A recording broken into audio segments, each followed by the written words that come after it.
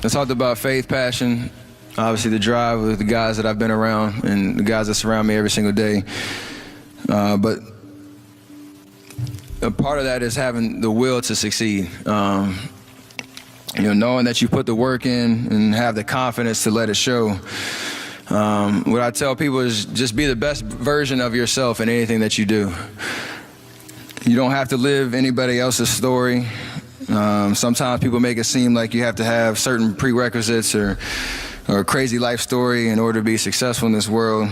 But the truth is you really don't. It doesn't matter where you come from, what you have or don't have, what you lack, what you have too much of, but all you need to have is faith in God, an undying passion for what you do or what you choose to do in this life, and a relentless drive and the will to do whatever it takes to be successful and whatever you put your mind to. Make sure you live in the moment and work your butt off every single day. And I hope I inspire people all around the world to just be themselves, be humble, and be grateful for all the blessings in your life. If I had email, I would be inundated. I choose not to have email or ever turn a computer on. Now, all my companies are state-of-the-art, technologically advanced. If I want something printed out, it's printed out for me. But I do this out of choice. I'd rather make a phone call to you or write you a letter and communicate the way you deserve to be communicated with. And no disrespect to people on email, and I'd be so inundated, my gosh, I'd be on that computer all day long. I prefer to have that personal touch, and it seems to work. With all the companies I have that I'm quite active in, but I have great presidents running most of them. Thank God, I'm very blessed there, right, to take care of the details. But I'm still hands-on in many, many of the businesses here. And I could work better that way. And it goes down to this. Pay attention to the vital few, ignore the trivia many. If I had email, no disrespect, there'd be a lot of trivia on there I'd be answering. I try and pay attention to the vital few and ignore the trivia many. What do you differentiate those two categories to be? Like where would, let's say, your president be and where would like the head of a sales division be? Are they on two sides of that equation? No, what it is if it's one of my companies, you could call me directly. But people know, call me directly if you have to, but don't bother me with something someone else can handle. And then you do it, it works really, really fine, works really well. But what's important would be obviously presence of company, anyone that's involved with me, either philanthropically, the main people philanthropically are the main people in my businesses, or places or countries I want to reach out to. If the head of a country will call me, I'll call them right back. You know, things I feel are very significant. Insignificant are, I'll give you an example. In my life, it has been significant. I'm hit up every month for hundreds of requests. Send me $100, send me $2 million, you have all the money, share it with me. And I don't even touch it. I can't. I'm swarmed. I do so much philanthropy now. Everyone expects that, whether it's a $2 million mortgage or, hey, I want to start a new business, send me $50,000 because you have money I don't, that people should do it. Well, that's not true.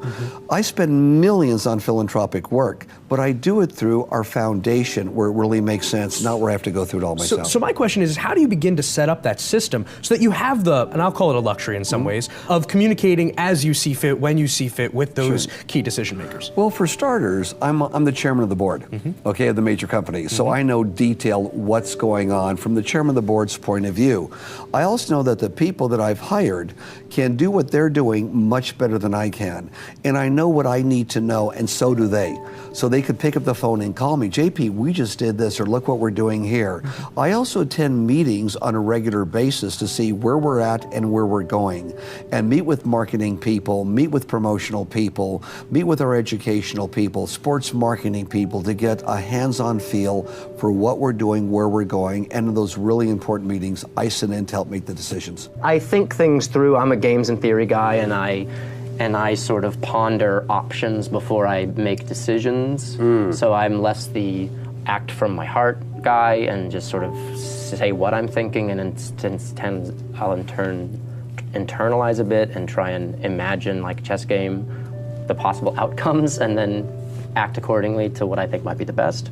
And I think that goes sort of with what a magician thinks through as well. Right. Like a stage magician has to keep 2 steps ahead, look over here, while something else is going on over here. Or a close-up magician's got to be very aware of outs and options. So I guess magician at heart would probably be that. I sort of think like a magician. My parents couldn't afford to put me in a lot of like dance classes and things like that. But they would throw me into like the community ones, and it created this... The free ones, yeah. The free ones, yeah. And then eventually when I started acting, or it started with modeling and then it turned into acting, they didn't approve of it. They didn't have the money to support it.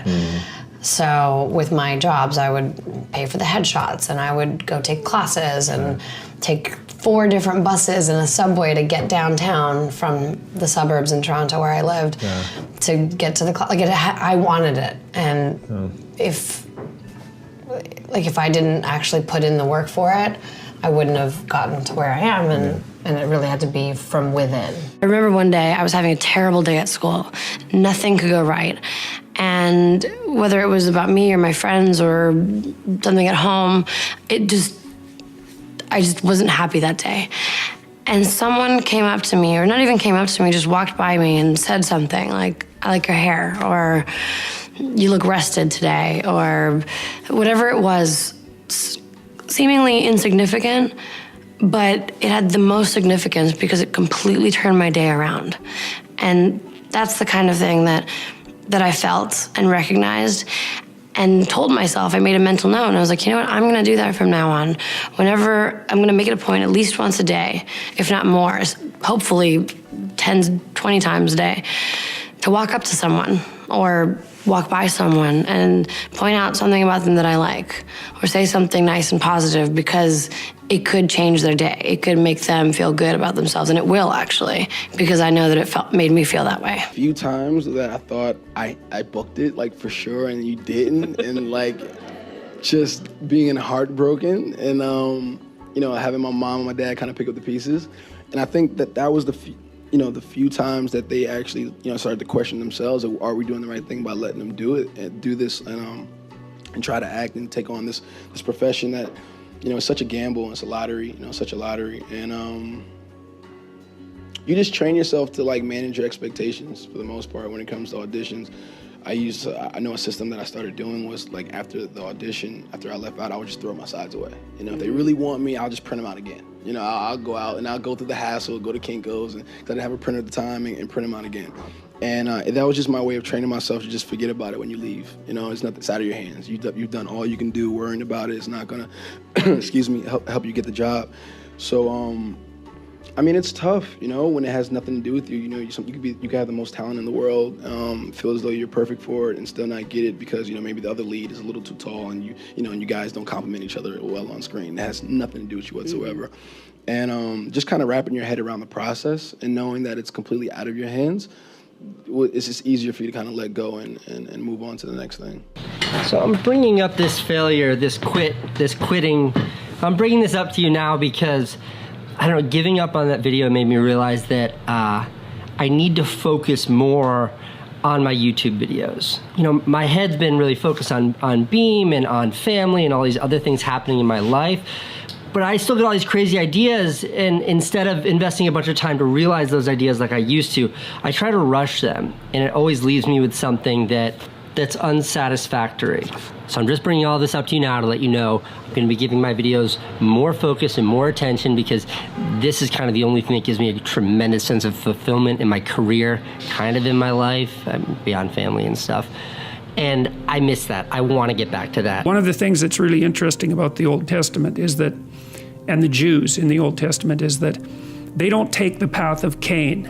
Every time they're walloped by God, which is like fairly frequently, they say, we must have done something wrong and we have to set ourselves right. And that's an unbelievably heroic attitude, because that's the alternative to cursing fate.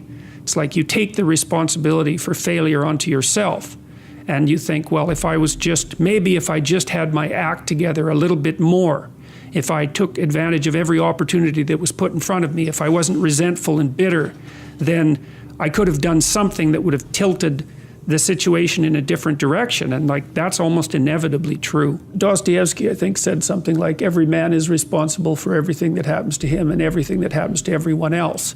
And that's, it's a crazy statement, right? It's a crazy statement. And he was a pretty extreme person in many, many ways. But there's a level at which that's metaphysically true, because what happens is that it's failure to act often that's the most catastrophic. You know, I mean, it's to not do the right thing when the situation presents itself, and it's very specific. You know, you're constantly in situations where you could do the right thing if you were willing to take a risk that's actually of relatively moderate size. And you know that you could take the risk, and you know that you should take the risk, and you don't. And that happens to people all the time. And then what happens is the thing that they didn't oppose grows a little bit, and they shrink a little bit. And that starts a loop, hey? It is far more fun to die on your sword than to die on someone else's. I'm inspired, YouTube. We're gonna make this the episode thing. You'll get whatever you want, Tyler, but this is the core of it. You just saw it on stage. Oh, sorry. You just saw it on stage. Dying on your sword is better than dying on someone else's. So many of you are doing things, making decisions, and navigating your lives based on somebody else's thesis. You're doing it because you think it's the right thing, because your dad's telling you it's the right thing. You're doing what you're doing right now because you're pandering to your boss, even though you don't believe in it. This is how it's gonna play out. You are doing things right now. Yesterday, you made a decision that you don't believe in, but you're smart. You did it because you know how your company scores. Here's the problem with disruption and innovation. Right now, you're being rewarded for being a yes person, and in 36 months, you're gonna be fired for being a yes person. And you're doing it because you just need the security of your job. I'm telling you right the f now, if you're watching this vlog and you've got, like, that means you have a certain DNA. Please, I implore you, please die on your sword, not somebody else's. If you're gonna lose, it's much more fun to lose based on what you thought. Do you know how many of you are gonna lose on somebody else's thesis? It's gonna kill at you, it's gonna eat at you, it's going to be the worst feeling. So please, pause this video right now and ask yourself, am I doing my shit because of me? Then you're good, whether you're winning or losing. Or am I doing it because somebody else is telling me it's the right way? Or I'm subconsciously pandering to please somebody or something because I need the short-term stability. Figure that the f out. You know it and I know it. You just need to do something about it. I was just having a debate with a friend of mine, and we got stuck on the difference between fault and responsibility. She kept talking about how something was somebody's fault, it's somebody's fault. And I was like, it don't matter whose fault it is that something is broken if it's your responsibility to fix it. For example, it's not somebody's fault if their father was an abusive alcoholic, but it's for damn sure their responsibility to figure out how they're gonna deal with those traumas and try to make a life out of it. It's not your fault if your partner cheated and ruined your marriage, but it is for damn sure your responsibility to figure out how to take that pain and how to overcome that and build a happy life for yourself. Fault and responsibility do not go together. It sucks, but they don't. When something is somebody's fault, we want them to suffer, we want them punished, we want them to pay, and we want it to be their responsibility to fix it, but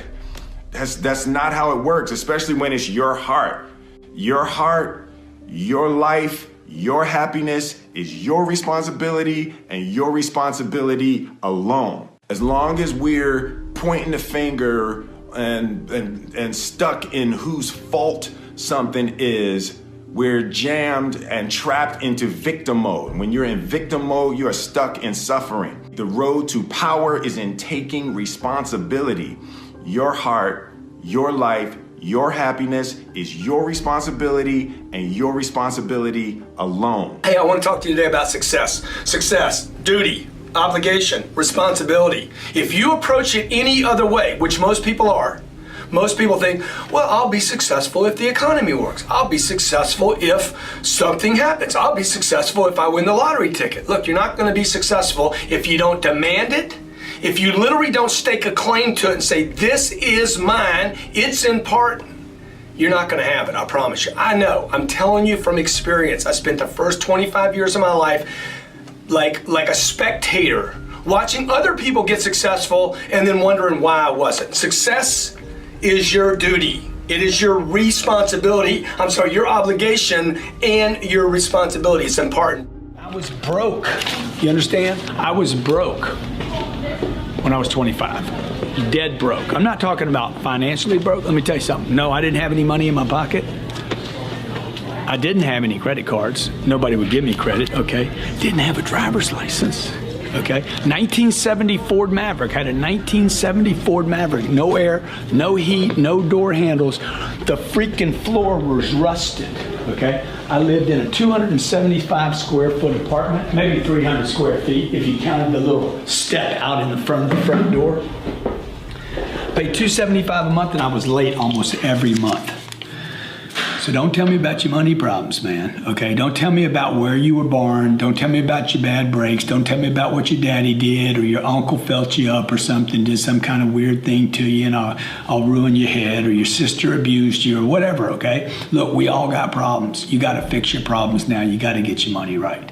So at 25 years old, I'm like, I'm getting my money right, I'm done. No more excuses, no more crybaby, no more blame. I'm getting my freaking money right. Who are you competing with? And whatever you do, you have to ask yourself, what's your edge? Right? What is the one thing that gives you a competitive edge? If you don't have an answer, you can't start that company. You're going to lose, right? I said it before, if you're trying to compete with me, you better know a whole lot more than I do about whatever business we're in, because otherwise, I'm going to kick your ass, right? So you have to ask yourself, what is your competitive advantage? And with that competitive advantage, what's the best way for me to get customers who are willing to write me a check? One of my skill sets has always been, I've been able to walk into any type of business and understand their company. Understand how they make money, understand how they compete. So I can walk into a shoe store, I can walk into a hospital or whatever and say, all right, here's my technology, here's how it gives you an advantage. And I try to do the same thing. On Shark Tank, you hear us say it all the time. What is your competitive advantage? Just saying it's my passion. Do you ever walk into 7-Eleven and say, wow, I'm shopping here at 7-Eleven because they're really passionate? No, right? And when you go and you think about your own buying decisions. What makes you decide to buy? Now you might want to support veteran-owned businesses. When it's a toss-up, yes, right? But at some point you have to grow beyond the community and you have to be able to say, you can walk into any situation and know without any doubt in your mind, this is why you are the best product or service and you are the best company to provide that product or service. Period, end of story. If you can't do that, you have to ask yourself, who is doing it? What are they doing that gives them that edge? What allows them to compete or help their customers better than you can? Right, because that's what it's all about. We all as consumers make buying decisions. And the people who are buying our stuff, product or service, use the same thought process for those buying decisions. So always put yourself in your potential customer's shoes. What is it that I have that makes it a no-brainer for them to buy from me? If it's, I'm nice, I'm passionate, you're in trouble, right? There's gotta be something, because even if you can get some customers, how are you gonna grow it? How are you gonna sustain it? And what's gonna keep the next person from coming in and doing the same thing? Because look, with success comes additional challenges. The more you succeed, the more people say, damn, okay, that's an opportunity. I think I can do that better. And so success isn't, look where I'm at. Success is go, go, go, go. Right? I mean, people say, wow, you've done this. I'm still going, right? To me, business is the ultimate sport. And there's nobody on the face of the earth that's more competitive than I am. I've said that to Magic Johnson, Michael Jordan, Larry Bird, you name it, right? Any athlete, any business person. It is the ultimate sport, and we're competing all the time. What is it that gives you an edge that allows you to compete? How do you sustain that? And how do you find more people that say yes to buying that? That is going to be the key to your business. And how do you sell it? You're going to, as of right now, this moment, you're going to focus entirely on one thing. Getting so good you cannot be ignored. Now, what do I mean by that? Getting so good that you deliver results. Deliver results for yourself, deliver results for other people. I would just tell you, every business owner on the planet is looking for people that can help them grow their business. That's it. They care about one thing and one thing only. Can you deliver results? So the good news here is, you can always count on humans to be selfish. And I don't mean that in a bad way. I mean, they're passionate about the things that they're passionate about. They're trying to accomplish the things they're trying to accomplish. And if you can show how you can help with that, people are gonna want you no matter what. I don't give a shit if you have a college education. Like, that is so irrelevant to me. A college education merely tells me that you've been formally trained. It doesn't tell me if you're actually good. Now, on a resume can be very powerful, because I'll look at that in a shorthand, I'll say, oh shit. Like, they probably are ahead of somebody that doesn't have those things. But if you're out in the real world getting results, I'm all for that. And let me tell you how fast you can convey that with something. Like, if I'm like right now, hey everybody, by the way, PS, if you're a director of marketing, we want to hear from you, especially if you understand content marketing. So I think most people in this community know that Jared has moved up to San Jose. I don't do remote employees. He's chasing his own thing. That guy was amazing. And I'm super heartbroken that he left. But now we're looking for somebody to replace him with. And what I look for is, I look for people that have done shit. I actually don't even look at their college education. I don't even scan that far down in the resume. I just want to know, what are you doing? What have you accomplished? And like, can you put together a what is the word I'm having a stroke. Comprehensive isn't the word, but I'm gonna stick with it. Cohesive, there we go. Can you put together a cohesive, coherent resume, which you'd be shocked how few people actually can. So put that together, maybe a super brief cover letter, maybe you hit the person up on social, whatever. Anyway, it is really easy. If you're actually good, it's really easy to convince other people that you're actually good. So focus all your time and energy on actually getting good. Drive is the mode where you're in charge of your thoughts, okay? It's where you are fully awake, you are present, and you are driving your thoughts and actions. When you're doing that, your prefrontal cortex is active. The prefrontal cortex is the part of the brain that you need in order to learn new behavior, in order to do something difficult, in order to do something uncertain, in order to do strategic thinking. So I'm going to give you an example. So I'm a righty. If I were to try to write with my left hand, Lewis is going to torture me and tie my hand behind my back and make me do this, I could do it. It would look like I was writing with my foot. And if Lewis came up to me and said, hey, Mel, you want some bulletproof coffee? I'd be like, Lewis, I'm trying to concentrate. I can't do this. My prefrontal cortex would be el fuego, because it is firing on all cylinders to communicate to my hand new behavior. So the thing that's cool about that is that you can use a simple trick. The moment you feel yourself hesitate, the moment you've got one of those moments where you know that you need to, this is that moment that Lewis talks to you about where you got to step outside of your comfort zone and you've got to lean into your passion and you've got to really take some risks and you got to feel the fear and you got to do it anyway. That's the moment where you just woke up and now you got a decision to make. Are you going to drift back into the habits, or are you going to awaken your prefrontal cortex and drive forward and focus and do something new? When we came to America, we were poor and broke, the way I looked at it.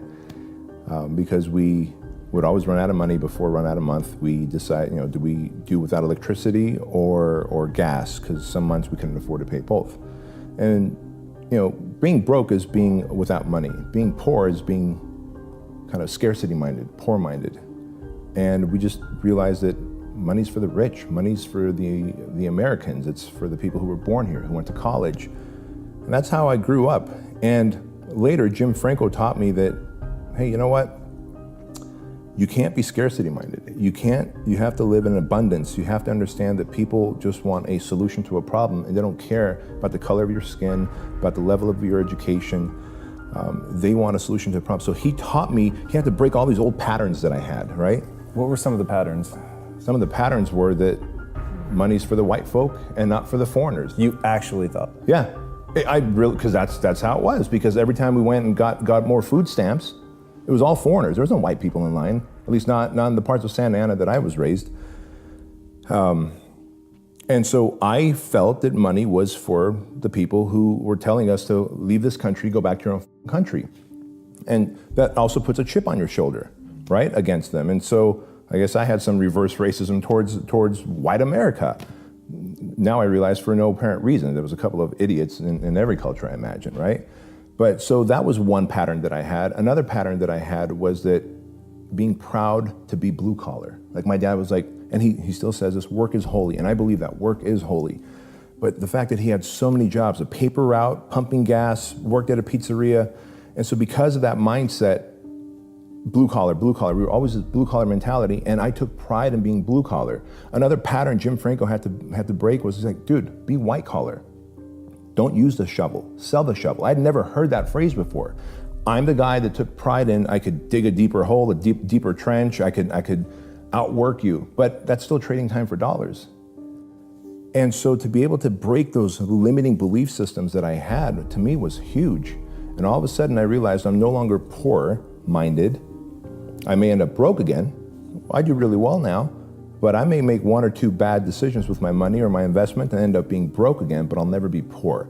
And I know how to get back from broke because I know how to add value to society, solve problems in exchange for money. But I'll never be poor again. And poor is a state of mind of feeling out of control, scarcity-minded, taking pride in being blue collar. No one should ever take pride in being blue collar, period. You've got a brain, you've got a solution to a problem that people want to pay for, put it out there. So when you say scarcity-minded, abundant-minded, what do you mean? Well, a scarcity-minded person says, uh-oh, someone else opened up a gym, across the street from me, they're gonna put me out of business, I better charge less, right? The abundant-minded person says, someone else opened up a gym across the street from me, I better out-service them, outwork them, out-social media them, right? So the scarcity-minded person is always, the sky is falling, the Chicken Little mentality, the, oh my gosh, if Trump goes into office, then we're all screwed. Oh my gosh, if Hillary goes into office, then we're all screwed. I don't care who's in office anymore. I control my own economy. The economy can crash and go back up and back down again. I will find a way. As Tony Robbins says, I'm built for winter. I just didn't know it. And so more people need to be abundant-minded in that if the economy crashes, I just have to deliver more value and create this category of one about myself. If competition shows up, I have to out-service them, outwork them, out-social media them, versus shrivel up and die. Persuasion in anything. So if you want to persuade your children, if you want to persuade someone to take a look at your faith, if you want to persuade someone in business, if you want to persuade someone to help you in anything or help them in anything, it's real simple for me. Monster belief. And so you can't transfer to me that which you're not experiencing yourself, right? So you can't give me that. People are always trying to come up with a magic word, the magic close, the magic this. And there are words you should and shouldn't use in persuasion, no question about it, right? There are words that are more effective than other words. And clearly to be successful in any business, you need to know what those words are in your business. But the best persuaders, the best motivators, the best speakers, the best physicians, the best school teachers, the best parents are incredible persuaders. And what they do is they come from a monster place of conviction and belief that they can transfer you to, because people respond to energy much more than they do words. They respond to what they feel, not what they hear and see. Hear and see are real low-level influencers. Energy, spirit, transfer of energy is what people respond to. And so I'm cognizant all the time of getting in a state of total belief and certainty about what it is that I'm going to represent or speak on, if I'm speaking on stage about a particular topic, and then transferring that energy into people. And that seems generic or hokey, but it's actually what great persuaders do. In fact, if you're listening to this, you think of anybody that you know who's incredibly persuasive. They may have great words, they probably do, but it's something you feel from them, right? And that's the difference between a great doctor and a so-so doctor. Great doctor says, here's the prescription, you're out of here. Another one, is this going to work or not? Right. I don't know. Another one, you leave there feeling that you're going to be healed, feeling you're in good hands. You feel their certainty, you feel their confidence. Same when you hear a speaker, if you're buying real estate from somebody. But it's not just buying things, it's a great pastor in a church. A great person if you do TM, who's taught you TM. It's their certainty, it's the energy you feel. And so for me, it's always getting to, I have to really believe what I'm saying. I have to really feel it to transfer to. I say this to people all the time. Most important here is, it isn't me. It's you. And sure, you may have grabbed some little foothold from the podcast or from one of the books, but it isn't me that changes you, it's you. You set the small goals, you achieve those goals, then set some more and achieve those, and set some more goals, maybe a little bit bigger, but not that much bigger. Just start. Start small. Start with changing tomorrow morning, just tomorrow morning. get that squared away. And then move on to the next day and the next, and move your life to a better place. One little step. One little victory at a time. If you're in politics, the media, the tech industry, working as an entrepreneur or a teacher or a construction worker or a caregiver, you know the problems we are all facing. And I urge each one of you to ask yourselves, what do we do now? That's a big question. What is it in your life that you think you cannot accomplish? Or what is it that people have said that you cannot do? Wouldn't it feel really good to prove them all wrong? What gives me strength all the time is to be able to have formulated a group of people around me that are my friends and my family. You know, those two words are enmeshed in my opinion, but it's given me a grounding that, as insane as my life can be sometimes, is always refreshing, and they're always so honest with me, and I'm so thankful for that. Everything at the end of the day when you're making a movie starts with the material and how well written the script is. I've never seen a silk purse made from a sow's ear. I've never seen it happen where in a crap script with crap characters, a director somehow found a way to make a masterpiece out of it. And that's the constant struggle that we all sort of have as actors, is finding those gems, and that's why people grab onto them like vultures. When you find a great piece of material or a great script, it's like, you should see what happens. It's like a piranha feeding fest. Everyone wants it. Starting with Lincoln Lawyer was a time when I said I wanted to recalibrate my relationship with my career. I remember saying that. I remember thinking I'm enjoying it. I love what it's given me. I like going to work. I like the things I've been doing. But everything I started reading, I felt like, it's another version of something I've done, or I feel like I could do it next week. And I remember going, well, wait a minute, before you get mad at thinking you could do something next week, that's a valid feeling. Don't just say no to something because you feel like you can naturally do it. But then I said, okay, fair. I'll shake with you on that, McConaughey, but let me find something that I don't know what to do with that next week or the week after. Let me find something that I really like, but I'm going, I'm not sure. That scares me, that shakes my floor. And I was fortunate enough, because that Schedule F check I got in Angels in the Outfield, to know that my rent was paid. I was fortunate enough to know my kids were going to eat. I was just shepherding my first son into the world. So I had that to take care of my time. And I said, it's a great time to go into the shadows and be a father and sit back and see if something turns you on from the inside or if something finds you, if you're the target that can draw the air. But we're okay. Rent's paid, kids are going to eat. We can take some time off. I know he was thinking about I'm done, but I didn't know how long the dry spell was going to go. So I said no to some of the things that were similar to what I had been doing before.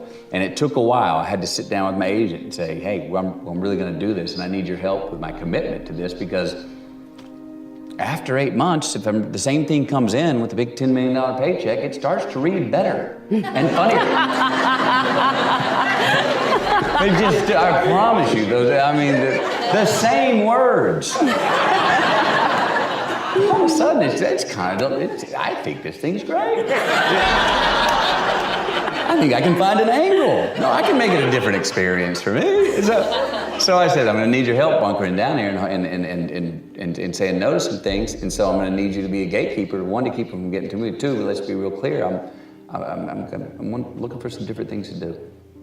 He handled that. My wife, we said, we don't know how long it's going to be dry. Then after they quit sending those, then it did get dry. Then nothing came for about a year. Wow. There was nothing. And I didn't have any sleepless nights or, oh my gosh. I was like, no, I'll find something. I'll write. I was writing a lot. I was turning myself on creatively. And as I said, I had my first son to shepherd into the world. And then the funny thing happened, the beautiful thing happened, that somehow the target drew the arrow. And I think, my opinion is, I became a new good idea by removing myself. I became, William Friedkin calls for the first time, Steven Soderbergh calls for the first time. Somehow in that 2 years, I became a fresh new idea that I don't think I was 2-3 years prior. How that works, I'm not sure, because I didn't send a memo out but it did happen. I don't look at myself through other people's eyes. I had an interesting discussion with Larry Graham and a journalist upstairs about criticism of music. You know, if you're a true artist, you're using the gift you've been given from God. Yeah. And to criticize a gift from God is sort of to criticize God. Yeah. Now, you can cut that any way you want, but it's the truth.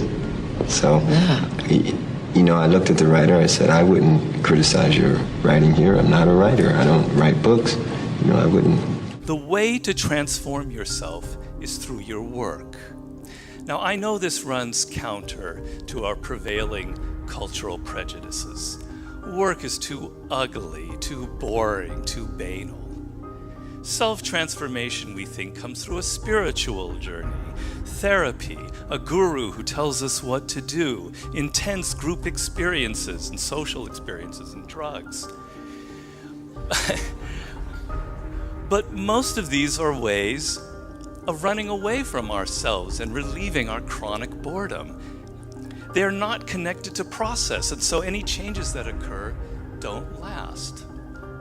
Instead, through our work, we can actually connect to who we are instead of running away. And by entering that slow, organic process, we can actually change ourselves from the inside out in a way that's very real and very lasting. This process involves a journey of self-discovery that can be seen as quite spiritual, if you like. And in the end of this process, we contribute something unique and meaningful to our culture through our work, which is hardly ugly, boring, or banal. The best description of writing a novel that I ever heard is actually in Thomas Williams's book, The Hair of Harold Rue, which is about a novelist trying to write a novel, and it just covers like 1 or 2 days in this process, and a lot of things happen to him. It's a fabulous book.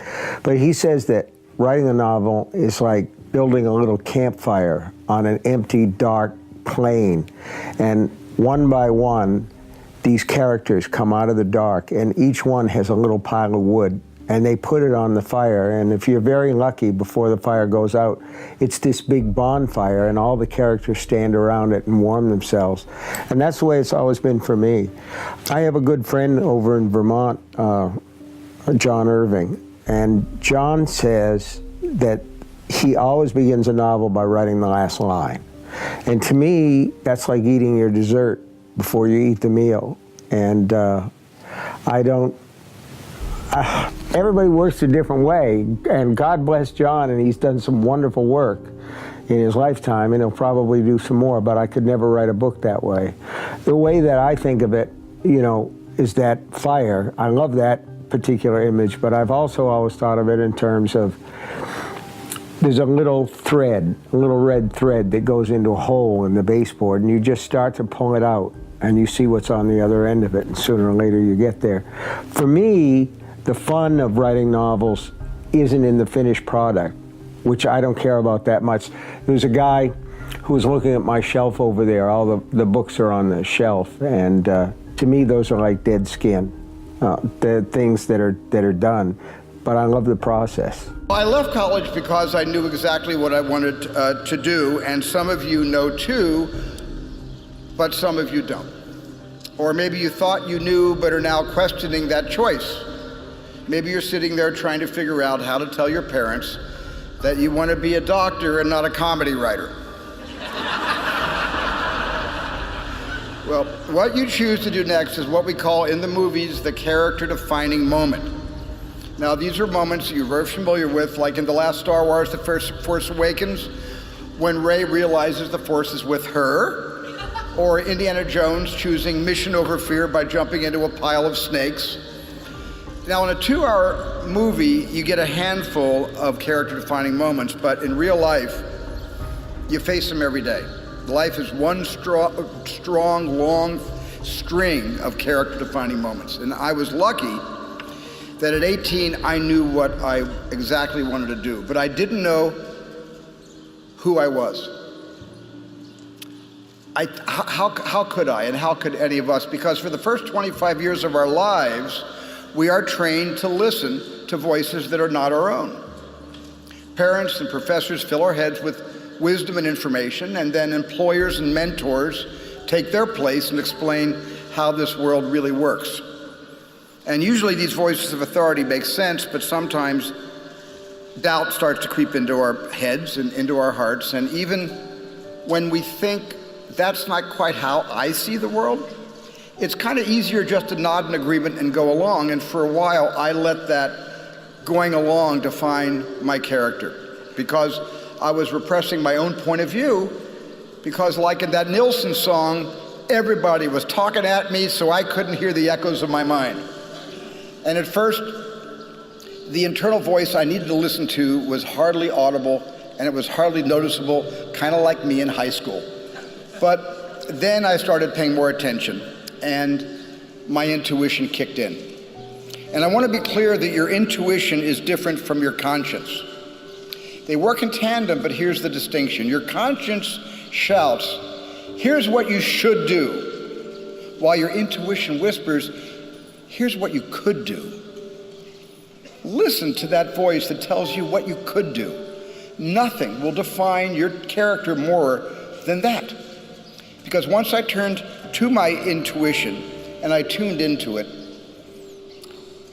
certain projects began to pull me into them, and others I turned away from. Sleep at the same time, wake up at the same time, 7 days a week, no matter what.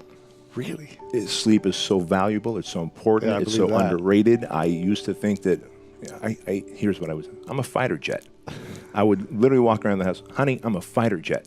Fighter jet, doesn't even come down to get refueled. They're up there getting refueled, right? Right. We've all seen the YouTube videos. Yeah. Well, the fighter jet, if they leave those afterburners on too long, they just fall out of the sky, which no one had told me. Right. Until I fell out of the sky. I was having essential tremors and anxiety attacks and not realizing it. And as I got better at sleep, those just went away, because the one discipline leads to another and to another. How you do anything is how you do everything, yeah. right? And so that one thing that he taught me, or I learned through him, and we'd be in Vegas, we'd run a mastermind together, because now we run a mastermind together. And at 8 o'clock, and he's gone. Buddy, where are you going? Like, sleep. Yeah. I'm there by 9 or whatever, yeah, right? Or... Yeah, exactly. And he powers off 30 minutes, all his electronics before. So now I do the same thing. I power off. I don't go to bed and then do this. Yeah. I'm powered off 30 minutes before, and my mind stops racing, and the left and right side start reconciling of the information I took in throughout the day versus the information I keep consuming, taking it, right? Until I fall asleep, and then Lord knows what happens in my brain. Right. What time do you go to bed and wake up? 10:30. 10:30, wow. I'm in bed, wake up at 5:30. Wow. And it's been like no matter what, even if you're in Vegas or traveling around the world or whatever. Yeah, I'll adjust to that time zone real quickly, and 10:30 I'm in bed, 5:30 a.m. I wake up, and I go right through my rituals.